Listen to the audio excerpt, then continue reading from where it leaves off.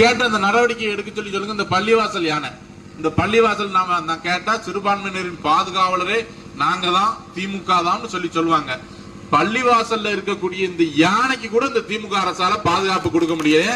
நீ என்னத்த சிறுபான்மையினருக்கு பாதுகாப்பு கொடுத்துருவாங்க. இங்க இருக்கக்கூடிய சிறுபான்மையினர் மக்களும் கொஞ்சம் யோசனை. மாமா, நீங்க என்ன செஞ்சாலும், அடிச்சாலும், விரட்டினாலும், ஏசினாலும் இறைவன் ஆசீர்வாதத்துல உங்கள்கிட்ட வந்துகிட்டே இருப்போம். ஒரு பக்கமும் நாங்க போவே மாட்டோம்.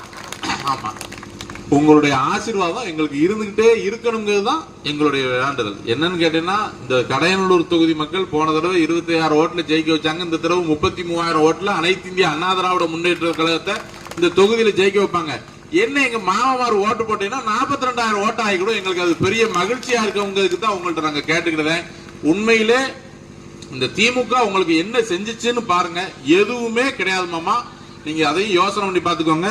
இருக்கக்கூடிய கழக தொண்டர்களும் தாய்மார்களும் எங்க ஆட்சிமாருக்கெல்லாம் சொல்லி சொன்னாங்க, அவ்வளவு பேரும் ஜாம் ஜாம்னு அடுத்து எடப்பாடியார் ஆட்சி வந்த பிறகு ஜாம் ஜாம்னு உங்களுடைய வாழ்க்கை தரம் இருக்க போது.